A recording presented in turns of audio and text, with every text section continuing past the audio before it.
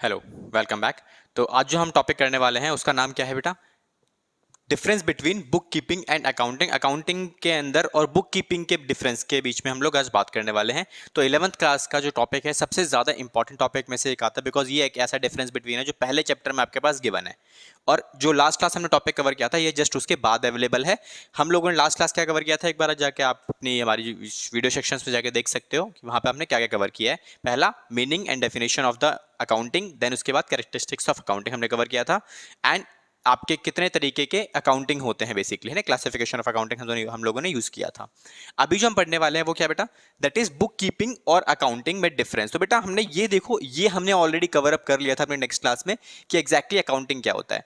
Now what is the book keeping. देखो बेटा book keeping क्या होता है, अगर हमें इस चीज के बारे में समझ में आ गया तो हमें डिफरेंस करने में ना कोई दिक्कत आने वाली है नहीं। तो बुक कीपिंग की अगर मैं बात करूं तो बुक कीपिंग का देखो आपको यहां से केवल पता लग जाएगा छोटी सी लैंग्वेज में कि बुक कीपिंग एग्जैक्टली होता क्या है। स्कोप की पहला, अब जब भी आप डिफरेंस आप लिख रहे हो अपने examination point of view, not in that question only, आप किसी भी पॉइंट में किसी भी दो पार्ट्स को जब आप डिफरेंशिएट करते हो तो मेक श्योर कि आपका डिफरेंशिएशन बेसिस आपका पक्का मेंशन होना चाहिए। ठीक है, कि आप किस बेस पे डिफरेंस बता रहे हो। ये 6 डिफरेंस के बेसिस हैं, आपको 6 में से कोई भी आप 4-5 यूज कर सकते हो अगर आपके पास सिंपल बोलता है कि state difference between the book keeping and accounting. तो चॉइस है आपके पास, आप इनमें से कोई भी यूज कर सकते हो, आपके ऊपर कोई पाबंदी नहीं है कि आपको कोई पर्टिकुलरली ही यूज करना है। बट अब कुछ क्वेश्चंस ट्रेंड में इस तरीके के आ चुके हैं कि वो डिफरेंस बिटवीन पूछता तो जरूर है बट वो साथ में बेसिस भी दे देता है, on the basis of stage, on the basis of scope, on the basis of nature of job. तो जब वो बेसिस स्पेसिफिकली बता देगा तो you are bound to answer as per the question. तो आपको सारे बेसिस भी आपको पता होने चाहिए, और कोई बड़ी चीज नहीं है बेसिस, बहुत सिंपल चीज है। एक बार समझ लेते हैं कि एग्जैक्टली होता कैसे है। तो देखो बच्चों, सबसे पहले हम लोग क्या डील करेंगे, सबसे पहले हम समझने वाले हैं कि बुक कीपिंग एग्जैक्टली क्या है। तो बुक कीपिंग जो हमारे पास क्या है, it concern, book keeping basically क्या क्या दिखाता है, बुक कीपिंग कहां से स्टार्ट होता है। बुक कीपिंग स्टार्ट होता है आइडेंटिफिकेशन से, जहां पे हमने समझा था कि आप ट्रांजैक्शंस को आइडेंटिफाई करते हो कि कौन सी बिजनेस नेचर की है, कौन सी पर्सनल नेचर की है। तो पहला पार्ट क्या हो गया बेटा, आइडेंटिफिकेशन। दूसरा पार्ट क्या हो गया, मेजरिंग करने का, मतलब मेजर करना है आपको किसमें, इन टर्म्स ऑफ मनी, है ना। हम बाकी चीजों को छोड़ देते, केवल क्वालिटी चीजों को छोड़ देंगे, मनी के टर्म्स में ट्रांजैक्शंस को मेजर करते हैं बस। देन उसके बाद चेकआउट करोगे आप क्या, रिकॉर्डिंग। रिकॉर्डिंग कहां करते हो बेटा, आप रिकॉर्डिंग करते हैं हम लोग जनरल के अंदर, है ना। उसके बाद नेक्स्ट पार्ट आता है बेटा क्लासिफिकेशन। अब क्लासिफिकेशन का जो पार्ट है वो कहां रिकॉर्ड होता है, वो होता है बेटा लेजर के अंदर। तो बस यहां तक का जो काम होता है वो काम कौन करता है, बुक कीपिंग के अंदर। चलिए एग्जांपल से भी समझेंगे हम। नेक्स्ट उसके बाद अगला पार्ट क्या आता है, अगला पार्ट आता है अकाउंटिंग का। तो अकाउंटिंग का स्कोप देखा जाए तो हम ये कह सकते हैं कि भाई जहां पे बुक कीपिंग आपकी खत्म हो रही है वहीं से आपकी अकाउंटिंग स्टार्ट हो जाती है बेटा। अकाउंटिंग कहां से स्टार्ट होती है बेटा, देखो मैंने क्या लिखवाया था आपका, कैरेक्टरिस्टिक्स की अगर हम बात करें तो हमने कैरेक्टरिस्टिक्स में समझा था कि पहला कैरेक्टरिस्टिक्स क्या था अकाउंटिंग का, कि आप पहले आइडेंटिफाई करते हो, देन मेजरिंग करते हो, देन रिकॉर्डिंग, देन क्लासिफाइंग, उसके बाद समराइजिंग। तो समराइजिंग जैसे ही स्टार्ट होगा वो आपका अकाउंटिंग वाले सेक्शन में चला जाएगा। मतलब अकाउंटिंग में आप समराइज करना सीखते हो, मतलब ट्रायल बैलेंस बनाना, प्रॉफिट एंड लॉस बनाना, ट्रेडिंग अकाउंट बनाना। तो ये सारी चीजें जो आपकी हैं वो इसका पार्ट है ना। उसके बाद एनालिसिस सीखते हो, then interpretation, then communicating the results to the users. तो ये सारा जो पार्ट है आपका इसका है। अब छोटा सा एग्जांपल लेके समझते हैं कि एग्जैक्टली ये कैसे काम करता है। ओके, तो एक बार एग्जांपल पे आ जाओ बेटा, वो देख लो एक बार। देखो आप नॉर्मल शॉप, आपके घर के आसपास कोई ना कोई शॉप अवेलेबल होगी जहां से आप अपना सामान लेके आते हो, किराना स्टोर जिसे हम बोलते हैं, जनरल स्टोर कह सकते हैं हम लोग।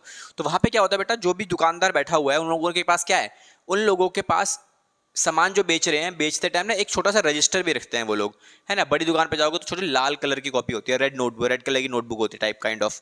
तो वो क्या है बेसिकली, वो एक रिकॉर्ड करने के लिए उन लोगों ने एक रजिस्टर मेंटेन किया हुआ है, जिसके अंदर वो करते क्या है, वो केवल उन्हीं ट्रांजैक्शंस को रिकॉर्ड करते हैं जो उनकी दुकान से रिलेटेड है।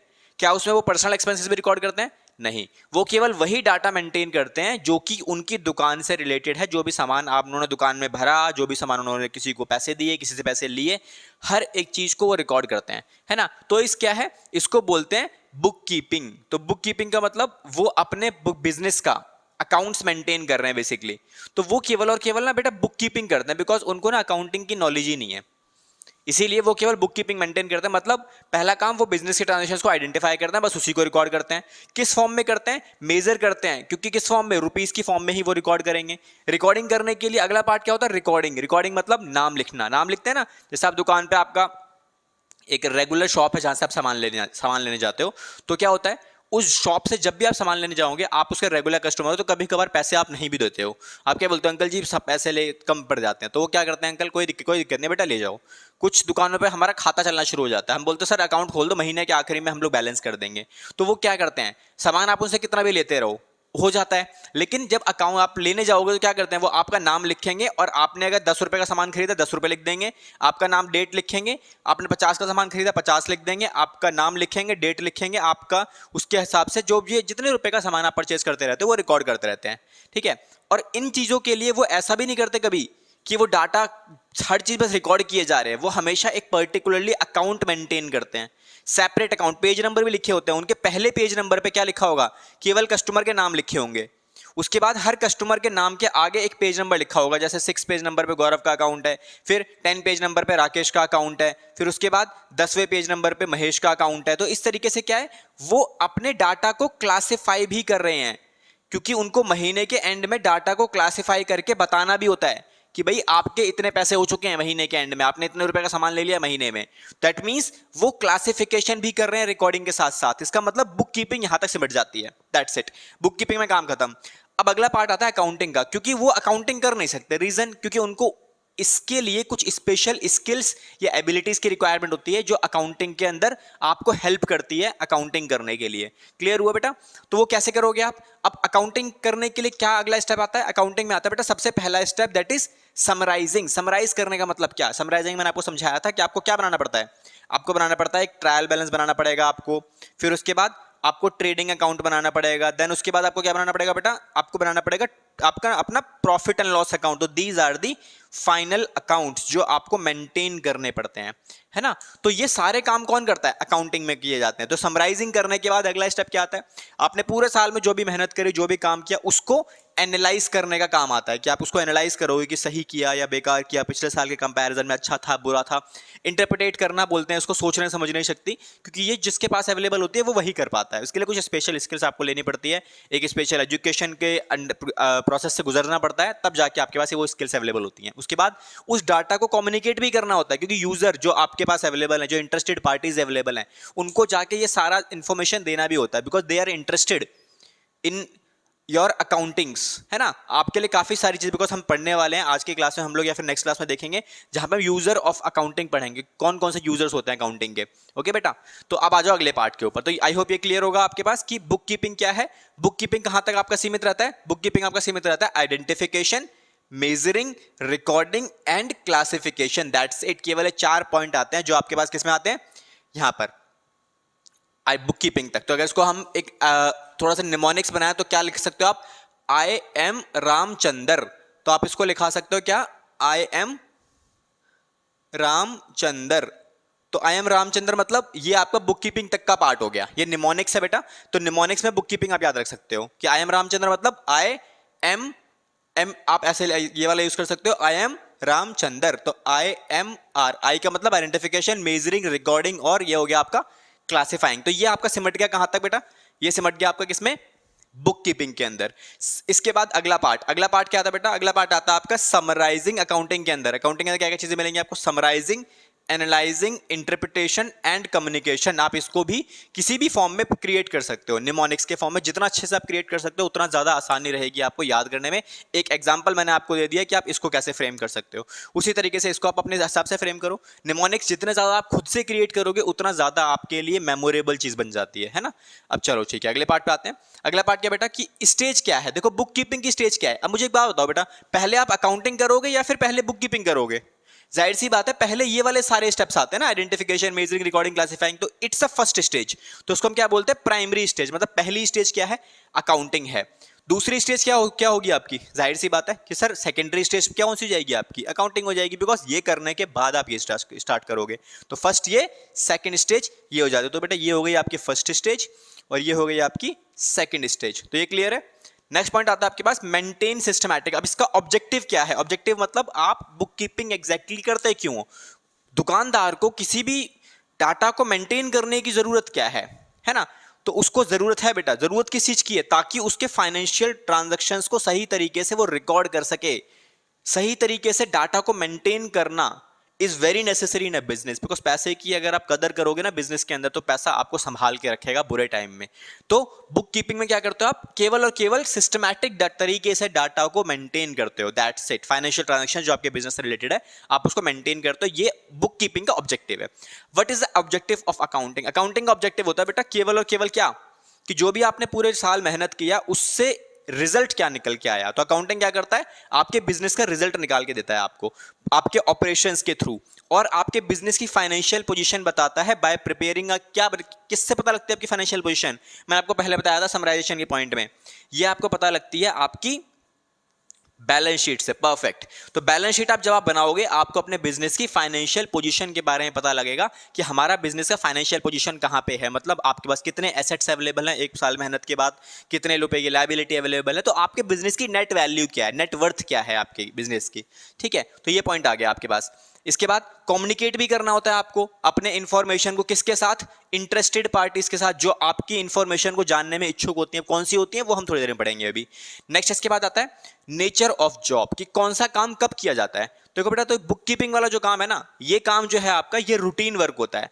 आप इसको ना जब मन चाहे तब नहीं कर सकते। अगर आपका सामान आज बिका है तो उसकी रिकॉर्डिंग भी आपको आज ही करनी पड़ेगी। कभी ध्यान देना, आप किसी शॉप पे सामान ले जा रहे हो और अगर आपने सामान लिया और आपने बोला भैया कल दे दूंगी, या फिर आपका खाता चलता है कल दे दूंगा, तो क्या होगा, वो अंकल जी उसी टाइम पे रजिस्टर निकालते हैं और उसी टाइम पे लिख लेते हैं।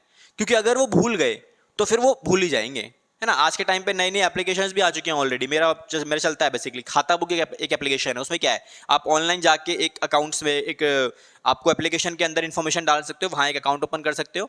जैसे ही कोई सामान लेने आएगा आप उस एप्लीकेशन के अंदर अमाउंट डालो, डेट के हिसाब से अपना आप रिकॉर्ड हो जाता है। तो वो भी एक तरीके से क्या है, वो भी बुक कीपिंग का ही पार्ट है, क्योंकि वो अकाउंटिंग करके नहीं देगा, वो बस आपके फाइनेंशियल डाटा को मेंटेन करने में वो एप्लीकेशन आपका हेल्प करती है, दैट्स इट। क्लियर हुआ? तो ये क्या है बेटा, ये रूटीन जॉब आपको डेली बेसिस पे मेंटेन करना पड़ेगा, अदरवाइज आप भूल जाओगे, दिक्कत हो जाएगी। उसके बाद अब आ जाओ नेक्स्ट पार्ट के ऊपर। नेक्स्ट पार्ट है आपका अकाउंटिंग। अकाउंटिंग क्या बेटा, अकाउंटिंग है डायनामिक। डायनामिक मतलब आप इसे अपने हिसाब से फ्रेम कर सकते हो। देखो एक छोटा सा एग्जांपल, अगर एक बड़ी ऑर्गेनाइजेशन है ना, देखो आप एक बड़ी ऑर्गेनाइजेशन है जहां पे दिन की केवल 10 ट्रांजेक्शन होते हैं। छोटी सी ऑर्गेनाइजेशन ले लेते हैं पहले, दिन की 10 ट्रांजेक्शन, तो पूरे महीने में कितनी ट्रांजेक्शन होंगी सर? 300 ट्रांजेक्शन। कौन सी बड़ी बात है? तो 300 ट्रांजेक्शन की अकाउंटिंग करना कोई आई डोंट थिंक सो कि एक स्पेशलाइज्ड पर्सन के लिए कोई बड़ी बात है।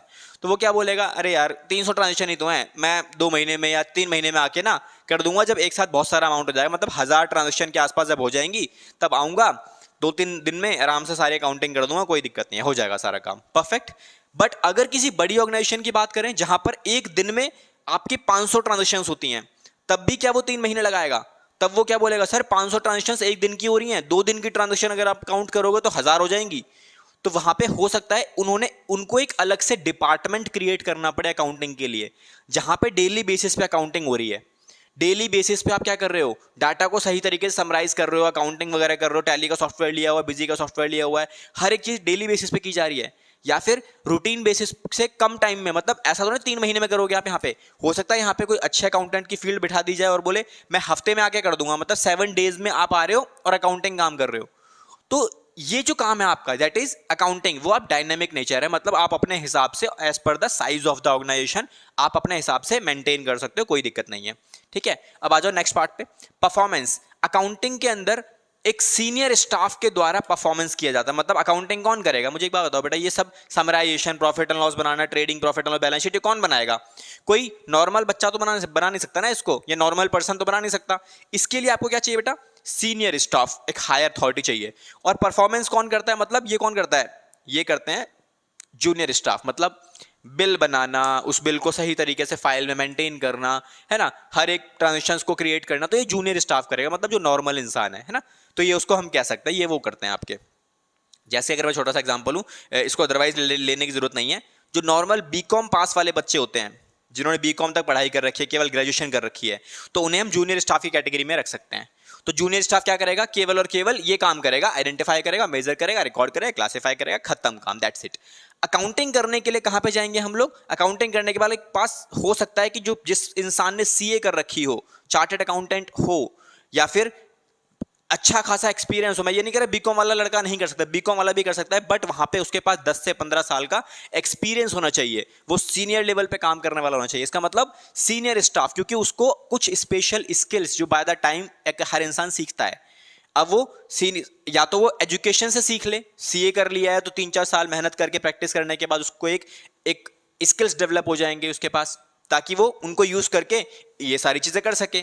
ठीक है, समझ में आया बेटा कि परफॉर्मेंस किसके द्वारा की जाती है? तो परफॉर्मेंस यहाँ पे जूनियर स्टाफ के द्वारा की जाती है और यहाँ पे सीनियर स्टाफ के द्वारा की जाती है, बिकॉज यहाँ पे बहुत ज्यादा हैवी काम होता है, रिस्पॉन्सिबिलिटी वाला काम है, प्रॉफिट निकालना है आपको। Next special skills. तो स्पेशल स्किल्स की अगर बात करूं तो वो क्या है? स्पेशल स्किल्स की अगर बात की जाए तो स्पेशल स्किल्स के लिए यहां पे अगर देखा जाए तो क्या होता है? Does not required any special skills. आपको कोई सी प्रकार की कोई स्पेशल स्किल्स की रिक्वायरमेंट नहीं है। अभी एग्जांपल दिया था, दुकान वाले जो भैया हैं वो भी ये मेंटेन करते हैं, तो क्या लगता है क्या उनके पास कोई स्पेशल स्किल्स है? एक 10वीं पास वाला भी दुकान चला रहा है हमारे एरिया में, है ना, एक अच्छा खासा ग्रेजुएट बंदा भी दुकान चला रहा है, लेकिन उनके पास कोई स्किल्स अवेलेबल नहीं है, but still they are performing these task. तो कर सकते हैं ना वो भी, जब वो कर सकते हैं तो हम भी कर सकते हैं, कोई बड़ी बात नहीं है। लेकिन इसके लिए अगर बात की जाए तो यहां पर अगर बात की जाए तो ये क्या है, यहां पर आपको कुछ स्पेशल स्किल्स की रिक्वायरमेंट होती है और एबिलिटीज की रिक्वायरमेंट होती है, तब जाके आप ये सारा काम कर पाते हो। समझ में आया? तो ये सब क्लियर है, इसको एक बार आप नोट डाउन कर सकते हो। ये सारे नोट्स में आपको कमेंट बॉक्स में या फिर डिस्क्रिप्शन में आप देख सकते, इसको वहां से निकाल लेना, आपको मिल जाएंगे इजीली। तो वहां से आप लोगों को हेल्प मिल जाएगी, नोट्स बने बनाए मिल जाएंगे आपको। सो इसके बाद हम अपना नेक्स्ट टॉपिक स्टार्ट करेंगे, जो कि है आपका लिमिटेशंस, ऑब्जेक्टिव्स वगैरह, वो काफी सारी चीजें हैं, बुलेट फॉर्म्स में है, उनको भी समझेंगे थोड़ी देर में। ओके, तो ये आप नोट कर सकते हो अभी। ओके ओके तो आगे हम लोग अपने अगले टॉपिक की तरफ। तो अभी जो हम टॉपिक करने वाले हैं वो 3 टॉपिक एक साथ कवर अप करेंगे, और तीनों में काफ़ी सारी सिमिलैरिटीज़ हैं, तो कुछ पर्टिकुलर पॉइंट्स हैं जो आप तीनों में यूज़ कर सकते हो, है ना। तो इसको हम देखते हैं इस टॉपिक को एग्जैक्टली कैसे काम करता है। देखो, सबसे पहले जो टॉपिक है आपका वो हम पढ़ने वाले हैं कि अकाउंटिंग के अपने आप में ऑब्जेक्टिव्स क्या हैं। तो बच्चों, ऑब्जेक्टिव्स पढ़ने से पहले हमें समझना पड़ेगा कि एग्जैक्टली ऑब्जेक्टिव्स होते क्या हैं, बिकॉज मैक्सिमम मैंने देखा है बच्चों को यही नहीं पता होता कि ऑब्जेक्टिव का मतलब क्या होता है। ऑब्जेक्टिव का सिंपल सा मतलब होता है कि कोई भी काम हम करते हैं तो क्यों करते हैं। लाइक आप ये वीडियो देख रहे हो, आप ये वीडियो क्यों देख रहे हो, आपके पीछे आपका रीजन क्या है, आपका ऑब्जेक्टिव क्या है इस वीडियो को देखने का। क्या रीजन हो सकता है कि आपको कोई टॉपिक समझ में नहीं आ रहा है, या फिर आपको ये समझ में नहीं आ रहा है, आपको ये चीजें समझ में नहीं आ रही हैं, ये आपका ऑब्जेक्टिव है। इसका मतलब आप लर्न करना चाहते हो, दिस इज योर ऑब्जेक्टिव, है ना। तो इसका मतलब अकाउंटिंग के फॉर्म में अगर हम बात करें तो अकाउंटिंग करने का क्या ऑब्जेक्टिव है, हम क्यों अकाउंटिंग करें, तो अकाउंटिंग आपको क्यों करनी चाहिए। अकाउंटिंग का ऑब्जेक्टिव क्या होता है? सबसे पहला ऑब्जेक्टिव होता है बेटा कि आप अपने डाटा को ना, अगर अकाउंटिंग रिकॉर्ड्स को मेंटेन करना चाहते हो तो you have to follow the accounting principles and accounting procedure. Okay, तो पहला काम क्या होगा बेटा? अकाउंटिंग हेल्प करता है आपको आपके डाटा को मेंटेन करने के लिए, आपका पूरा डाटा एक जगह पे सही तरीके से मेंटेन रहेगा। तो ये आपका क्या होगा बेटा? अकाउंटिंग का पहला ऑब्जेक्टिव। दूसरा ऑब्जेक्टिव क्या रहेगा? अगर आपको अपने बिजनेस में प्रॉफिट हो रहा है, लॉस हो रहा है, तो कितना प्रॉफिट हो रहा है, कितना लॉस हो रहा है, ये आपको डिटरमाइन करके देगा। तो यहां से आप अपने बिजनेस का प्रॉफिट या लॉस जो भी हुआ है उसको डिटरमाइन कर सकते हो। तो what is the next objective? That is determining a net profit. आपने पूरे साल, अपना एक साल में आपने काम किया, first year, second year, third year, अगर आपने प्रॉफिट एंड लॉस निकालना है, आप चाहते हो आपको पता लगे कि आप कितना प्रॉफिट कमा रहे हो एक साल में, 2 साल में, तीसरे साल में कितना कमाया, तो you have to follow the accounting process. तो अकाउंटिंग आपको यहाँ पे ये आपका ऑब्जेक्टिव हो सकता है कि इस चीज के लिए आप अकाउंटिंग करोगे। नेक्स्ट ऑब्जेक्टिव क्या रहेगा? अगर आपको ये जानना है कि आपको भाई फाइनेंशियल मेरी पोजीशन क्या है, मतलब मुझे पता लगाना है भाई मेरे पास कितने एसेट्स हैं, कितने मेरे पास लायबिलिटीज हैं, तो ये सारी चीजें आपको एक पर्टिकुलर टाइम पीरियड के बाद पता लगानी है कि मैंने बिजनेस स्टार्ट किया था तो एक साल के बाद मेरा एक तरीके से मैं स्टैंड कहाँ करता हूँ आज के टाइम पे, क्या मेरे एसेट्स हैं, क्या मेरी लायबिलिटीज है, तो वो सब अगर जानना है आपको तो ये ऑब्जेक्टिव हो सकता है अकाउंटिंग करने के लिए, that is financial position. Because accounting करोगे तो आप बनाओगे क्या? आप बनाओगे बेटा बैलेंस शीट। तो बैलेंस शीट बना सकते हो ना आप अकाउंटिंग करने के बाद, क्योंकि ये समराइजेशन के पॉइंट में आपको बनाना पड़ता है। तो ये आपका हेल्प करेगा अकाउंटिंग यहाँ पे, तो ये मिल जाएगा आपको। इस ऑब्जेक्टिव के लिए आप अपना अकाउंटिंग मेंटेन कर सकते हो। Next, facilitating management. आपने एक टीम तो बना रखी है, अब टीम जो बना रखी है उस टीम को आपके अकाउंटिंग की इंफॉर्मेशंस की रिक्वायरमेंट रहती है, वो जानना चाहते हैं, कुछ डिसीजंस लेना चाहते हैं, तो उनको अकाउंटिंग की रिक्वायरमेंट है। वो पूछेंगे सर कितना पैसा मुझे खर्च करना है, कितना पैसा इन्वेस्ट करना है, कितना पैसा हम बिजनेस में से निकाल सकते हैं, प्रोडक्ट को अगर सेल करना है तो कितने रुपए का सेल कर सकते हैं हम लोग। तो आपको खर्चों के बारे में जब तक पता नहीं होगा तब तक आप अपनी सेल को कैसे डिटरमाइन करोगे। किसी पर्टिकुलर प्रोडक्ट को आपने बनाया, बनाने में कितना खर्च हुआ, अगर ये अकाउंटिंग में आपने मेंटेन किया हुआ है, रिकॉर्ड किया हुआ है, तब जाके तो आप डिसाइड, आपका मैनेजमेंट आपको बताएगा ना कि सर ये प्रोडक्ट हम इतने का सेल कर सकते हैं at a profit of 20%, 30%, what ever your demand. तो आपको मैनेजमेंट हेल्प करने का बेनिफिट, अगर चाहते हो मैनेजमेंट आपको फैसिलिटेट करे, मैनेजमेंट को बेनिफिट मिले इस चीज का, तो मैनेजमेंट आपको सपोर्ट करे, तो आपको अकाउंटिंग करनी पड़ेगी। तो ये आपका ऑब्जेक्टिव हो सकता है। इसके अलावा आप अपने इंफॉर्मेशन को देना पड़ता है आपको। किसको देना पड़ता है? यूजर्स को। तो यूजर्स के लिए तो करना ही पड़ेगा भैया। यूजर्स कौन होते हैं? यूजर्स होते हैं वो लोग जिन लोगों को इंटरेस्ट होता है आपके बिजनेस में। किसको इंटरेस्ट होता है? आपके ऑनर को इंटरेस्ट होता है ना बिजनेसेस के अंदर। और काफी सारे यूजर होते हैं, इंटरनल के अलावा एक्सटर्नल यूजर भी होते हैं, वो भी हम कवर करेंगे, बट वो हम अपनी नेक्स्ट क्लास में कवर करेंगे। तो what are the users of accounting. Okay, तो पहला पार्ट क्या हो गया आपका? ये हो गया अपना। तो इन्फॉर्मेशन, अगर आपके अकाउंट, अगर आप देना चाहते हो इन्फॉर्मेशन, लिखा क्या बेटा? प्रोवाइडिंग लिखा हुआ, providing accounting information to the users. अगर आप अपनी इन्फॉर्मेशन अकाउंटिंग वाली यूजर्स को देना चाहते हो तो आपको अकाउंटिंग मेंटेन करनी पड़ेगी। But if you are running a sole proprietorship तो चॉइस है आपकी, आप जो मर्जी करो, कोई फर्क नहीं पड़ता, बिकॉज वहां पे कोई यूजर नहीं है जिसको आपको देना पड़ेगा। बट हाँ, being an owner, you are a owner of a business, और आप जब खुद जानना चाहते हो तो आपको अकाउंटिंग करवानी पड़ेगी। That's it. क्लियर? नेक्स्ट, उसके बाद आपके बिजनेस के जो एसेट्स हैं बेटा, वो आपके प्रोटेक्टेड रहेंगे। आपने बिजनेस में क्या क्या लगा रखा है, आपको पता रहेगा कि कौन सी चीज को कब इन्वेस्ट किया गया था, कब परचेज किया गया था। ठीक है, आज के टाइम पे उसकी वैल्यू क्या है। ठीक है, आप जल्दी जल्दी सामान को पता, आपको हर एक चीज के बारे में इंफॉर्मेशन रहेगी। तो आपके बिजनेस के एसेट्स प्रोटेक्टेड रहेंगे। अगर आपके बिजनेस में, लेट सपोज आप एक आईटी ऑर्गेनाइजेशन में काम कर रहे हो और एक बड़ी ऑर्गेनाइजेशन है, आपके पास आईटी स्पेशलिस्ट अवेलेबल है, 20 इंप्लॉइज काम करते हैं इन आईटी। तो हर इंप्लॉय अपने घर से तो लैपटॉप लाएगा नहीं, हर अपने घर से तो इक्विपमेंट्स लेके नहीं आएगा जिन पे वो काम करेगा। तो आपने क्या किया, being an owner of a company, आपने इन आईटी प्रोफेशनल्स को ना कुछ लैपटॉप्स वगैरह अपने बिजनेस अकाउंट से परचेज करके दे रखे हैं।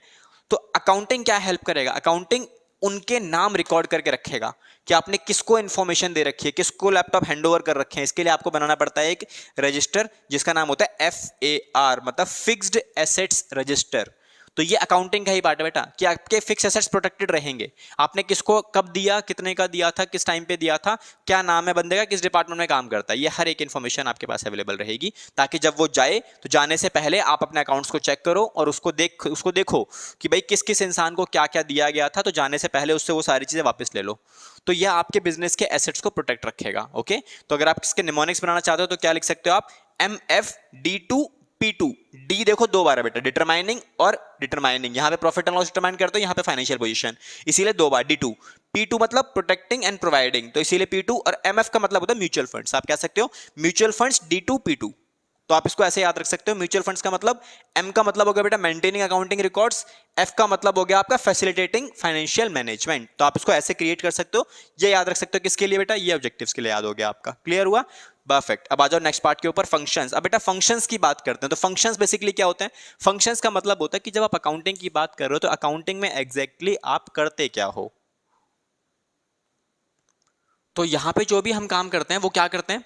सबसे पहला काम मेंटेन करते हैं सिस्टमैटिक अकाउंटिंग रिकॉर्ड्स। तो ये हो गया हमारा पहला काम। फंक्शन मतलब जो हम कर रहे हैं अकाउंटिंग के अंदर, क्या कर रहे हो आप? सबसे पहला काम क्या कर रहे हो आप? अपने डाटा को सिस्टमैटिक तरीके से मेंटेन करना। एक होता है रिकॉर्ड करना, एक होता है सिस्टमैटिक तरीके से रिकॉर्ड करना। जब अकाउंटिंग की बात आती है तो you have to record your data as per the rules and principles and the policies, या फिर आप कॉन्सेप्ट्स बोल सकते हो, रूल्स एंड रेगुलेशंस, प्रिंसिपल्स बोल सकते हो। उनको यूज करते हुए आपको सिस्टमैटिक तरीके से अपने अकाउंट्स को मेंटेन करना होता है, ताकि उससे काफी सारे बेनिफिट्स मिलते हैं। बेनिफिट्स क्या होते हैं, एडवांटेजेस क्या होते हैं, वो अभी हम दोबारा देखने वाले हैं। इसके ये साथ में लिखे हुए हैं आपके सारे। फिर आ जाओ नेक्स्ट पॉइंट पे। नेक्स्ट पॉइंट आता है आपका कि आपका अगला काम क्या बेटा? फंक्शंस में अगला काम होता है बेटा कि प्रिपरेशन ऑफ फाइनेंशियल स्टेटमेंट। आप यहां पे अपने फाइनेंशियल स्टेटमेंट्स को प्रिपेयर करते हो, विच इंक्लूड्स क्या क्या बेटा? ट्रायल बैलेंस हो गया आपका, है ना, ट्रेडिंग अकाउंट हो गया आपका, प्रॉफिट एंड लॉस अकाउंट हो गया, एंड बैलेंस शीट हो गया। तो ये काम आपका अकाउंटिंग के अंदर क्रिएट किया जाता है। ये करते क्यों बेटा? ताकि आप अपने बिजनेस का नेट प्रॉफिट या फिर नेट लॉस निकाल सको, या फिर एक सिंगल वर्ड बोलूं, net result of the operations during a period. एक पर्टिकुलर पीरियड में आपने कितना काम किया, और काम किया तो उससे क्या रिजल्ट निकल के आया आपका, आप प्रॉफिट में हो या फिर आप लॉस में हो, ये डिटरमाइन करने का काम होता है by preparing a financial statement. I hope second point clear होगा। परफेक्ट। नेक्स्ट पॉइंट आता है सेकंड पॉइंट, थर्ड पॉइंट आएगा आपका, that is meeting legal requirement. देखो जब आप बिजनेस कर रहे हो ना तो you have to follow some laws, है ना, एंड अंडर सम लॉज आपको काम करना पड़ेगा and as per the laws आपको काफी सारे टैक्सेस भरने पड़ते हैं। जैसे आज के टाइम पे क्या है, जीएसटी भरना पड़ेगा आपको, है ना, एक्सरसाइज ड्यूटी आपको भरना पड़ेगा, कस्टम ड्यूटी आपको भरनी पड़ती है। तो ये एज पर द लॉज आपको भरना पड़ेगा, है ना, क्रिएट करना पड़ेगा, आपको पैसा खर्च करना पड़ेगा। तो ये सारी लीगल रिक्वायरमेंट्स को आप क्या करते हो, कंप्लीट कर सकते हो बाय, आप यहां पे ये सारी चीजें भी करोगे। फंक्शंस ऑफ अकाउंटिंग में आप ये काम भी करोगे लीगल रिक्वायरमेंट्स को कंप्लीट करने का। आप हर एक टैक्सेस को टाइम पे करोगे, सारे लॉस के अकॉर्डिंगली सब चीजें मेंटेन करोगे, है ना, सब चीजें आप जीएसटी भरोगे टाइम पे, अपना जो भी आप बिजनेस कर रहे हो उसके अकॉर्डिंगली। एक्साइज ड्यूटी अगर आप अदर स्टेट से अदर कंट्री से कोई सामान मंगा रहे हो तो एक्साइज ड्यूटी आपने पे करनी है प्रॉपर तरीके से। तो you have to follow all the legal requirements for doing a business in India और from the outside India. Clear हुआ? नेक्स्ट पॉइंट होता है कि आप अगला पार्ट क्या है, जो भी आपने अकाउंटिंग इन्फॉर्मेशन बनाई उसके बारे में अपने यूजर्स को बताना। तो अगला पॉइंट क्या है, communicating the financial information to the users. तो यूजर्स को आपको अपनी इंफॉर्मेशन को बताना भी होता है। तो ये आपका हो गया बेटा अगला पॉइंट फंक्शंस ऑफ अकाउंटिंग के अंदर, कि जो भी आपने काम किया वो आपको इंफॉर्मेशन देनी इंपॉर्टेंट होती है यूजर्स के लिए, बिकॉज उनके लिए इंपॉर्टेंट है जानना, क्योंकि उन्होंने पैसा लगा रखा है बिजनेस के अंदर, जाहिर सी बात है। तो उसके बाद असिस्टेंस टू मैनेजमेंट, देखो ये वाला जो पॉइंट है ना, ये सब जगह काम आएगा, यहाँ भी काम आएगा, यहाँ भी काम आएगा, यहाँ भी काम आएगा। देखो यहाँ भी है आपके पास फैसिलिटेटिंग मैनेजमेंट, तो मैनेजमेंट को सपोर्ट करने के लिए आप काम करते हो, यहाँ पे भी है। अगला पार्ट अकाउंटिंग इन्फॉर्मेशन के अंदर आप मैनेजमेंट को असिस्ट भी कर सकते हो, ये काम भी अकाउंटेंट करते हैं, क्योंकि अकाउंटेंट्स को ना ये बताना पड़ता है, मैनेजमेंट को बताना पड़ता है भाई साहब कि आप क्या काम कर सकते हो, क्यों काम कर रहे हो, ठीक है, कितना पैसा आप निकाल सकते हो, कितना पैसा आप इन्वेस्ट कर सकते हो, कितना पैसा विड्रॉ कर सकते हो, क्या सेल प्राइस रख सकते हो, है ना, प्रोडक्ट अगर परचेज करना है तो कितनी क्वांटिटी में आप परचेज कर सकते हो। तो ये सारा का सारा जो पार्ट होता है बेटा वो होता है अकाउंटिंग का। क्लियर हुआ? तो facilitating management, assisting to management, ये भी आपका पॉइंट हो गया फंक्शंस के अंदर। अब इसका निमोनिक्स अगर हम बनाए तो क्या बनता है बेटा, वो बनता है एमपीएमसीए, मतलब मोहन प्रसाद एमसीए। तो मोहन प्रसाद नाम हो गया और एमसीए होगी क्वालिफिकेशन उस बंदे की। तो यहां से आप याद रख सकते हो, एम फॉर आपका मैनेजमेंट, आपका maintaining systematic accounting record, P for आपका हो गया preparation of financial statement, MCA. तो एम का मतलब दोबारा जो आया उसका मीटिंग लीगल रिक्वायरमेंट, सी का मतलब हो गया कम्युनिकेटिंग द फाइनेंशियल इंफॉर्मेशन, ए का मतलब हो गया असिस्टेंस टू मैनेजमेंट। तो मोहन प्रसाद एमसीए, तो ये आप याद रखोगे किसके लिए बेटा, ये हो गया आपका फंक्शंस के लिए। क्लियर हुआ? परफेक्ट सर, ये क्लियर है। अगले चलते हैं। तो आगे बेटा आ गया आपका advantages. Now what are the advantages, मतलब अगर आप अकाउंट्स करोगे, अकाउंटिंग करोगे तो व्हाट आर द बेनिफिट्स जो आपको देखने को मिलेंगे। तो सर ये तो बहुत सिंपल है, अगर आप खुद से भी कवर अप करोगे तो इजीली आपके लिए काम कर जाएगा। तो बेटा देखते हैं, सबसे पहला पार्ट आता है आपके पास financial information about the business. आपका पहला पार्ट, अकाउंटिंग करोगे तो आपको अपने बिजनेस के अंदर कितना पैसा इन्वॉल्व है, कहां इन्वॉल्व है, किसको देना है, किससे लेना है, फाइनेंशियल इंफॉर्मेशन आपके बिजनेस की आपको पता लगती रहेगी। आपको कभी भी किसी सामने दूसरे इंसान से इसके लिए चिंता लेने की जरूरत नहीं है कि मैंने कितना पैसा कहां लगा रखा है, कहां फंसा हुआ है, किससे लेना है, कितना लेना है, कोई प्रॉब्लम लेने की जरूरत नहीं है आपको, ठीक है। उसके बाद अगला पार्ट क्या आता है, अगला पार्ट आता है बेटा असिस्टेंस टू मैनेजमेंट। ये पॉइंट दोबारा से आ गया, आपका मैनेजमेंट आपके ऊपर निर्भर रहेगा, है ना, आपका मैनेजमेंट को असिस्ट कर सकते हो, जाके बता सकते हो भाई साहब हमने अकाउंटिंग करी है, तो अकाउंटिंग के बेसिस पे आप कुछ डिसीजन लेना चाहते हो तो ले सकते हो, वो आपको आपने फेवर कर सकते हो। तो मैंने बताया था बेटा ये सेम पॉइंट है, जो पॉइंट आप यहां लिखने वाले हो वही पॉइंट आप यहां भी लिख सकते हो, बस लैंग्वेज को थोड़ा सा यहाँ पे एडवांटेजेस को चेंज के फॉर्म फेवर में लिख देना, यहाँ पे फंक्शन के फेवर में लिख देना, यहाँ पे आपका ऑब्जेक्टिव के फेवर में लिख देना, दैट्स इट। बाकी पॉइंट सेम है एग्जैक्टली, और कुछ करना नहीं है। थर्ड पॉइंट पे आ जाओ बेटा। थर्ड पॉइंट क्या बेटा, ये है आपका कंपैरेटिव स्टडी। अब कंपैरेटिव स्टडी क्या है बेटे, कंपैरेटिव स्टडी की अगर बात करूं, देखो अगर आपने अकाउंट्स मेंटेन किए हुए हैं तो आप अपने खुद के performance, let's suppose first year में आपने प्रॉफिट मेंटेन किया 100 CR का, है ना, ये फर्स्ट ईयर का प्रॉफिट हो गया बेटा आपका। फिर सेकंड ईयर में आपने प्रॉफिट मेंटेन किया 90 CR का, सेकंड ईयर में ये हो गया आपका। फिर उसके बाद थर्ड ईयर में आपने परफॉर्मेंस मेंटेन किया 110 CR का। फिर फोर्थ ईयर में आपने अपना बिजनेस सस्टेन किया, बिजनेस किया 130 CR का, फिर 150 CR का। तो देखो बेटा आपने अगर अकाउंटिंग की है ना तो तभी आप कंपैरिजन कर पाओगे कि भाई पहले साल आपने बिजनेस किया, अच्छा प्रॉफिट कमाया, दूसरे साल थोड़ा सा प्रॉफिट डाउन गया, इसका मतलब बिजनेस अच्छा नहीं हो पाया, कोई दिक्कत नहीं है। फिर अगले साल दोबारा मैंने कंपैरिजन किया तो क्या हुआ बेटा, देखो यहाँ पे 20 करोड़ की जंप है, अच्छा प्रॉफिट है, मतलब आपने पिछले साल के कंपैरिजन में बहुत अच्छा किया है, बट उससे पिछले साल के कंपैरिजन में देखा जाए तो ज्यादा अच्छा नहीं है ना। 10 करोड़ की जंप है, यहाँ पे 10% का इंक्रीज है, यहाँ पे 20% से ज्यादा का इंक्रीज है। लेकिन और आगे जाएंगे तो अब तो बहुत अच्छा है बेटा। देखो यहाँ पे क्या है, पिछले साल तीसरे साल में 110 का करोड़ का बिजनेस था, अभी 130 का, तो 20 करोड़ का जंप, उसके बाद दोबारा से 20, कंसिस्टेंसी आ रही है। दैट मींस ये मैं कैसे पता लगा पा रहा हूं, बाय कंपेयरिंग द डाटा। और कंपैरिजन तभी पॉसिबल हो पाएगा जब आपने बिजनेस में अपने अकाउंटिंग इन्फॉर्मेशन को प्रॉपर्ली मेंटेन किया होगा, तो आप कंपैरिजन कर पाओगे। क्लियर हुआ? नेक्स्ट पॉइंट आता है बेटा रिप्लेसमेंट। Replaces memory. मतलब आप किसी के बारे में आपको सोचना है, किसी भी चीज के बारे में सोचना है, लाइक आपने एक मशीनरी इंस्टॉल कर रखी है बिजनेस में, आपने उस मशीन को कब परचेज किया था, मुझे अगर ये पता लगाना है, तो पता लगाने के लिए मुझे सोचने की जरूरत नहीं यार, ये तो मैंने परचेज किया था उस टाइम पे जब उस पर्टिकुलर फ्रेंड का बर्थडे था, या फिर ये था या फिर वो था। ये सोचने की जरूरत नहीं है। Just go in your accounts and check the details related to your machine. आपको इन्फॉर्मेशन मिल जाएगी कि आपने कितने साल पहले इस मशीन को परचेज किया गया था, आज के टाइम पे उस मशीन की वैल्यू क्या है after charging a depreciation by systematic manner. तो ये आपको सारी इंफॉर्मेशन आपकी मिल जाएगी इन योर अकाउंट्स। तो एडवांटेजेस में replaces memory is a important point जो आपको बेनिफिट प्रोवाइड कराता है। तो ये आपका एक पॉइंट हो गया रिप्लेसेस मेमोरी का। आपको सोचने की जरूरत नहीं है, आप अकाउंट्स में जाओ, आपको हर एक इंफॉर्मेशन मिल जाएगी। किसी पर्टिकुलर पर्सन को सामान बेचना है, सामान बेचा था आपने, उससे पैसे लेने हैं, तो आपको याद करने की जरूरत नहीं है कब सामान बेचा था, कितना टाइम हो गया उससे पैसे नहीं लिए हुए। आप अकाउंट्स में जाओ, you will get the information कि पर्टिकुलर पर्सन को सामान कब सेल किया गया था। 2 महीने हो चुके हैं, उसके पैसे नहीं आए, 3 महीने हो चुके हैं, या फिर सामान के पैसे देने हैं आपको, तो आपको सोचना नहीं पड़ेगा कि कब सामान परचेज किया था। Go in your account, check it out, कि आपको मिल जाएगा ऑलरेडी की इंफॉर्मेशन में कि कब मैंने मिस्टर मोहन से सामान परचेज किया था, तो मुझे पैसे देने हैं, तो आपको इजीली इंफॉर्मेशन मिल जाती है। Next, settlement of tax liability. जितने भी टैक्सेस आपको पे करना है, चाहे वो जीएसटी टैक्स हो, चाहे वो एक्साइज ड्यूटी टैक्स हो, जो भी टैक्सेस हो, आप इजीली सेटल कर सकते हो, क्योंकि आपके पास हर एक आइटम का रिकॉर्डिंग मेंटेन है। आपने प्रॉफिट जनरेट किया है, कितना प्रॉफिट जनरेट किया है, तो एज पर द प्रॉफिट आप जीएसटी फिल कर सकते हो विद एक्यूरेट अमाउंट। तो टैक्स लायबिलिटी बहुत सिंपल है आपके लिए, इजीली आप क्रिएट कर सकते हो, बिकॉज आपके पास विद वैल्यूज के फॉर्म में आपके पास नेट प्रॉफिट अवेलेबल है। तो as per the net profit जहां भी स्लैब के हिसाब से आपका टैक्स बनता है होगा, आप उसे कैलकुलेट करो और पे कर दो, बहुत सिंपल है। नेक्स्ट पॉइंट आता है बेटा आपका क्या, फैसिलिटेटिंग लोन। अगर आपको बिजनेस करने के लिए लोन चाहिए, तो वो लोन कहां से मिलेगा? लोन मिलेगा फाइनेंशियल इंस्टीट्यूशन से।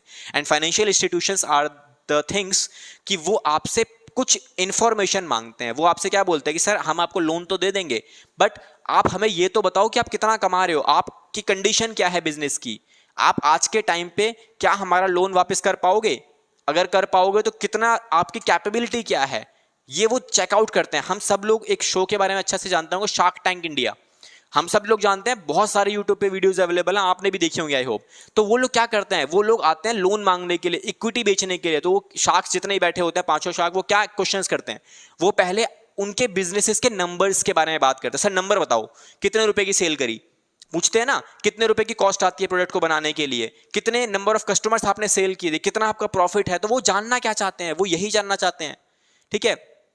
इन ऑन पेपर उनके पास सारी चीजें अवेलेबल हैं, हमें दिखाते नहीं है वो लोग, लेकिन हाँ वो वर्बली बोलते हैं। इसका मतलब ये नहीं कि वर्बली बोल रहे हैं, कुछ भी हवा में तीर मार दिया, उसके सारी इंफॉर्मेशन उनके अकाउंट्स के अंदर मेंटेन होती है, जो शार्क्स के पास अवेलेबल रहती है ऑन पेपर। तो चेकआउट करते रहते हैं सारी चीजें, ओके। तो ये क्या है, फैसिलिटेटिंग लोन। आप लोन लेने जाओगे, आपको बेनिफिट मिलेगा इसका, अकाउंट्स मेंटेन है तो आपका लोन इजीली पास हो जाएगा। आप भले ही कितना ही बोलते रहो कि मैं सेल कर रहा हूं इतने रुपए कितने रुपए की, वे आर द प्रूफ। अगला पॉइंट वही है बेटा, वो है evidence. Accounting information is the best point, क्योंकि ये अकाउंटिंग इन्फॉर्मेशन कोर्ट के अंदर एविडेंस का काम करती है बहुत अच्छे तरीके से। अगर आपके ऊपर किसी ने केस कर दिया है, तो आप you can show your accounting information कि सर ये मेरे अकाउंट्स अवेलेबल हैं, मेरे अकाउंट्स के हिसाब से ये डाटा इतने का बनता है, इतने का ही होना चाहिए, मेरे पास सारे प्रूफ अवेलेबल हैं। तो ये एविडेंस का काम भी करता है। आपकी accounting information you can show it in a court also as an evidence, okay. Next आता है सेल ऑफ बिजनेस। अगर आपको अपने बिजनेस को एक पर्टिकुलर टाइम के बाद सेल करना है, काफी बड़े बड़े जो अच्छे खासे इन्वेस्टर्स होते हैं वो क्या करते हैं, बिजनेस स्टार्ट किया, अच्छा खासा एक लेवल पे लेके चले गए, लेवल पे ले जाने के बाद वो क्या करते हैं बेटा, वो अपने बिजनेस को सेल कर देते हैं, सेल करते हैं एक अच्छी खासी वैल्यूएशन के ऊपर। तो सेल करते टाइम अगर आपने अकाउंट्स मेंटेन किए होंगे, तो आपको पता होगा आपके पास कितने एसेट्स हैं, कितने रुपए की लायबिलिटी है ना। तो इजीली आप सेल कर पाओगे। अदरवाइज सामने वाला इंसान जो परचेज करने वाला पर्सन होता है, वो हमेशा कोशिश करता है कि सामने वाले बंदे की प्रॉपर्टी को या फिर बिजनेस को सस्ते प्राइस में परचेज कर लो, क्योंकि कोई इंसान ज्यादा पैसे देना नहीं चाहता है ना। बट अकाउंटिंग इन्फॉर्मेशन क्या है, आपको वहां पे हेल्प करेगी आपके बिजनेसेस की एग्जैक्ट वैल्यू पता करने के लिए। तो अगला पॉइंट ये क्लियर हुआ कि सेल ऑफ बिजनेस करते टाइम आपको बेनिफिट मिलता है। इसके बाद पार्टनरशिप बिजनेस। देखो बेटा, सोल प्रोप्राइटरशिप में अगर आप काम कर रहे हो तो कोई दिक्कत नहीं है, सारा प्रॉफिट आपका ही है, झगड़े वाला पॉइंट ही नहीं है। But if you are in a partnership business, तो जो प्रॉफिट कमाया जाएगा उस प्रॉफिट को सही तरीके से डिस्ट्रीब्यूट किया जाए, सही तरीके से आपको उसे संभालना है, सही तरीके से पता होना चाहिए ना कि किस इंसान को कितना, आपने प्रॉफिट कितना कमाया, पहली बात तो ये पता होना चाहिए। उसके बाद उस प्रॉफिट को डिवाइड कैसे करना है उसकी भी अकाउंटिंग आपको करनी पड़ेगी। तो अगर आप पार्टनरशिप बिजनेस कर रहे हो तो अकाउंटिंग भैया फिर तो बिल्कुल बहुत मस्ट हो जाती है, बिकॉज वहां पे एक पार्टनर नहीं है, एक से ज्यादा पार्टनर है। ये पार्टनरशिप बिजनेस जो आपका है, ये 12th क्लास में हम लोग सीखेंगे इसकी अकाउंटिंग, कि accountancy in a partnership firm कैसे की जाती है। बट अभी हाँ ये समझ लो कि आपकी पार्टनरशिप बिजनेसेस में आपके अकाउंटिंग अगर आपने कर रखी है तो ये बहुत ज्यादा हेल्पफुल होती है आपके सारे डिस्प्यूट्स को सेटल डाउन करने के लिए, प्रॉफिट को डिस्ट्रीब्यूट करने के लिए, हर एक चीज में। ठीक है, तो अकाउंटिंग कर की है तो पार्टनरशिप बिजनेस के लिए बहुत हेल्पफुल है। अगला पार्ट होता है डिसीजन मेकिंग। डिसीजन मेकिंग, आपने अकाउंटिंग कर रखी है तो आप इजीली डिसीजन ले सकते हो कि मैं कब क्या करूं, कितना पैसा इन्वेस्ट करूं, कितना पैसा सस्टेन करूं, कितना पैसा प्रॉफिट के फॉर्म में बचा के रखूं, कितना पैसा घर ले जाऊं। ठीक है, तो ये मुझे डिसीजन मेकिंग में हेल्प करता है। किसी पर्टिकुलर प्रोडक्ट को मुझे कितने में सेल करना है, कितने में परचेज करना है, क्या मेरी कैपेबिलिटी है, कब मुझे लोन लेना है, कब लोन नहीं लेना है, ये सारे डिसीजंस वगैरह लेने में आपकी अकाउंटिंग पूरी तरीके से आपकी हेल्प करेगी। बच्चों क्लियर हुआ? तो ये हमारे आज के टॉपिक्स थे जहां पे हमने क्या क्या सीखा, बुक कीपिंग एंड अकाउंटिंग का डिफरेंस, उसके बाद ऑब्जेक्टिव सीखे हमने, फिर फंक्शन सीखे, उसके बाद हमने सीखे बेटा क्या, एडवांटेजेस। तो आज की क्लास को हम यहीं वाइंड अप करते हैं। नेक्स्ट क्लास में हम लोग सीखेंगे जो बचा हुआ पार्ट है इस चैप्टर का, बहुत इंपॉर्टेंट टॉपिक होने वाला है अगली क्लास के अंदर, जो कि हम लोग पढ़ेंगे limitations and users of accounting पढ़ेंगे हम लोग। और एक बहुत इंपॉर्टेंट पॉइंट है दैट इज कैरेक्टरिस्टिक्स या फिर qualitative characteristics of an accounting information, क्योंकि यह 4 होते हैं बेसिकली और इसके ऊपर क्वेश्चन एग्जाम में पक्का बनता है। तो नेक्स्ट टॉपिक को बिल्कुल ध्यान से देखिएगा, मिस मत कीजिएगा। एंड अगर सब्सक्राइब नहीं किया तो सब्सक्राइब कीजिएगा, बेल आइकन हिट कीजिएगा और प्यार दीजिएगा। Thank you so much and see you in our next video.